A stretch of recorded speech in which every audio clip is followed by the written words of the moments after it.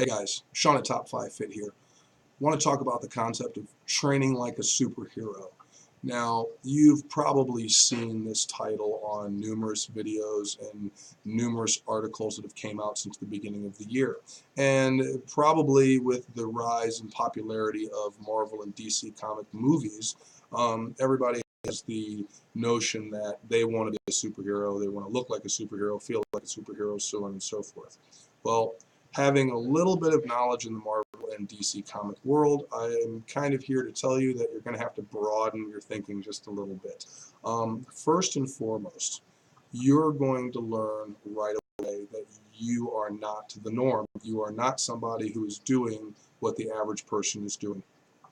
What I mean by that, an example in my own training, when I tend to step into a weight training area, and I know what kind of backlash I'm going to get right off the bat. You're not being safe, you need spots, so on and so forth. I have a tendency to get underweight or put weight on bars that would kill somebody if it actually fell.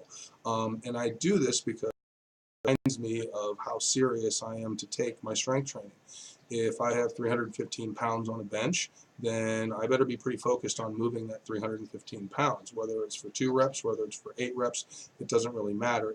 You need to get the job done, and if you don't, something is going to go really, really bad. When I was in high school, I had a football coach, a trainer, who the first time I ever got under 225 pounds, I literally dropped the bar down to my chest, and my coach was actually spotting me at the time, and while I was sitting there pinned under weight, not able to move, he took a step back and looked at me and said, "Live or die, right now, move the weight." And within seconds, because I was so horrified, I actually pressed the weight up. That's not something that everybody should do, and that's not obviously a very good practice when it comes to spotting young men and women when they're training. However, it did leave a mark in my head. It basically gave me a mentality of you're either going to do this and you're going to do it well, or something bad's going to happen. That kind of gave the idea and put the idea in my head of patience. You're going to learn a weight. You're going to understand a weight. I'm going to move it for 5 reps. I'm going to move it for 10 reps. I'm going to move it slow. I'm going to move it fast. I'm going to add a pause. It didn't really matter. But the idea was you need to master this weight before you just start climbing and trying to throw more weight around. That concept has served me well. At 44 years old, moving forward, I'm still able to get under 315 pounds without necessarily having a spot behind me, and I can throw it around for 6 to 8 reps if I so desire. That's a concept that I place onto my own clientele. They need to understand and master the weights that we're putting into their hand. And that's a patience thing. A lot of people don't have patience these days. They want things right now. Give me the abs right now. Give me the strength right now. Whereas if you tend to take your time and have that be the anomaly mentality, you will find right away that the strength is long-lasting, the speed is long-lasting, the endurance, it doesn't go anywhere. And the older you get, it actually feels a little bit easier every time you go back and touch on that training regimen. So be the anomaly in your world. Put together regimens that people wouldn't necessarily do. Think about what you're trying to actually accomplish and go from there. Number 2, you want to try as much as possible every time you go into the gym to cover as much ground as you can. And what I mean by that is, if you're only giving yourself an hour to 2 hours to train, and again, we're talking about the average person here. I'm not talking about the elite level athlete that allows themselves or has a job structure that allows them to get a 6-hour training day, an 8-hour training day. Michael Phelps, you hear about this gold medal swimmer and how he has 8 and 10-hour training days. Well, he's also kind of a sponsored athlete, and it's also his life. So the average bear walking around who has a job, a family, so on and so forth, they are getting as much as, well, they think they can and working with what's available. So since that's the case, cover as much ground as you can. If you have an hour and a half, you should try to have a flexibility component, have an endurance component, have a power component, have a speed component, have a strength component. You try to cover as many attributes as you possibly can. The idea is creating a well-rounded, well-balanced structure.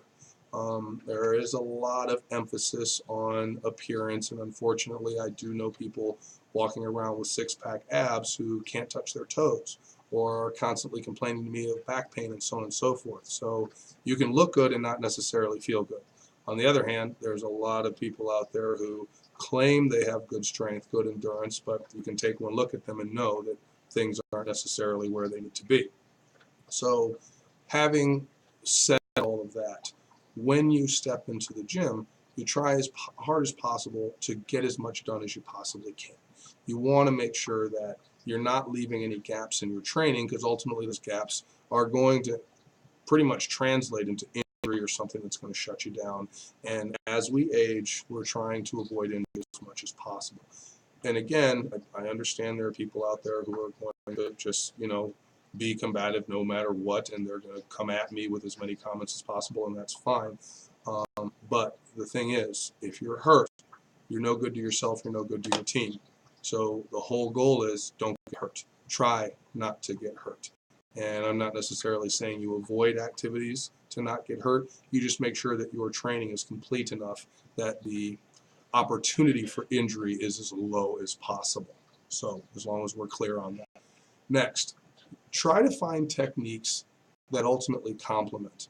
So a long time ago, when I first added distance running into my conditioning, I was talking with some triathletes and I was talking with some ultra runners, people who run 26.2 miles or more. There's gray area there. A lot of times the ultras will say it's only a marathon or more, but I'm sorry. If you're running 26.2 miles and you're doing it more than 1 or 2 times a year, I'm calling you an ultra runner. That's just how it goes, because you're taking enough damage that I've got to treat you like an ultra runner as far as clientele are concerned.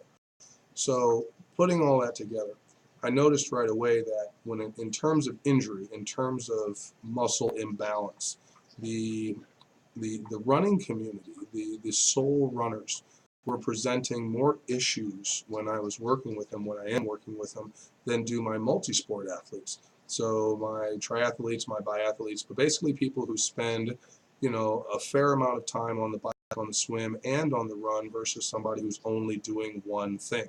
So the solo runner, the solo biker, the solo swimmer tends to present a few more injury and issues than the multi-sport athlete.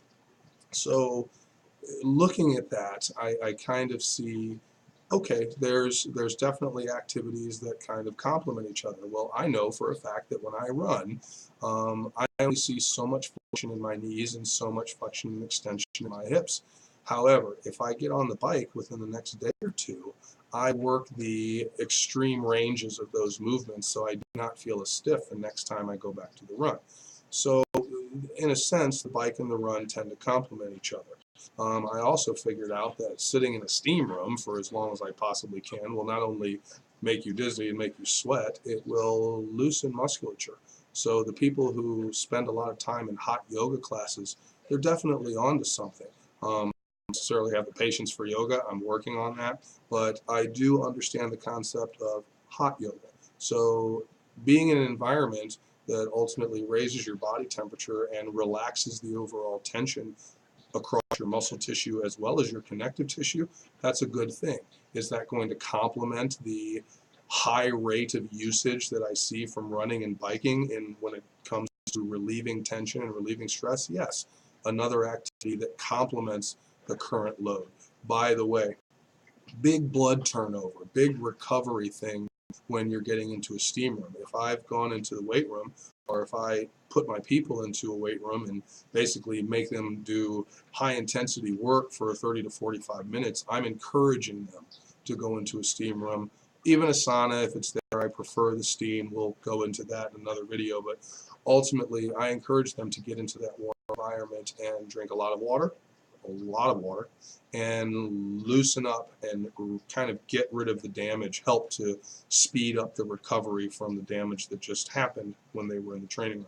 So again, it's all about complementing activities, getting things to work together so that you're getting the most out of your condition. Number 4, and this is a sensitive topic, especially because I'm actually making a video about it, so technically I'm going against what I'm about to say for number 4. Don't talk about it. There's something about the fitness culture right now that is encouraging of those that literally puke their training regimens all over social media. So I ran this, I did that. Now, don't get me wrong, I appreciate the level of accountability. You want the pat on the back. You want the let people know that I am alpha and I do this and I do that. However, having been in this business for your 15, 16 years or so, and when I say this business, I'm talking about this gym. I've been around the fitness industry for probably the past 25, 30 years, but as far as being a solo gym owner, 15, 16 years. The one thing that's kind of changed in my own practices, as well as some of the people that started with me and are still with me, they've gotten quieter about their training. It's not so much I want to let everybody know. It's, this is what I'm supposed to do. I need to check it off of the list, and the only person that's getting satisfied by getting it off of the list is myself. It comes down to whether or not you are intrinsically or extrinsically motivated. I tend to start off with a lot of clientele that are extrinsically motivated. So what you'll see is after the first couple of workouts, they're posting a lot on social media about how they feel, what they did, what they accomplished, never thought that they could get that done, so on and so forth. That's great. But at some point, you're going to have to turn that inwards. You're going to have to figure out a way, is for training like a superhero, to find some internal motivation to make you continue on, because there will come a point in time when people don't necessarily receive your posts very well. They just think that you're bragging, or you're doing this and you're doing that, and it's all for self-gain and, you know, just self-stroking of the ego kind of thing. And we don't want to do that. We don't want to tie our fitness goals to something so fickle and so fleeting. So the idea is, find something internally that will keep you going. Find something that you can grab onto. Tie your dreams to a horse that starts inside, and ultimately you'll find that'll carry you out a little bit longer. An example of that in my training is when I first started running, and this is probably 8, 9 years ago. I had a client who had a hip replacement, and he basically got me to do a run with him, which, you know, if you beat somebody up for 6 months because they have a hip replacement, and at the end of that 6 months they ask you to run a half marathon, if you say no, you're a douche. Don't do that.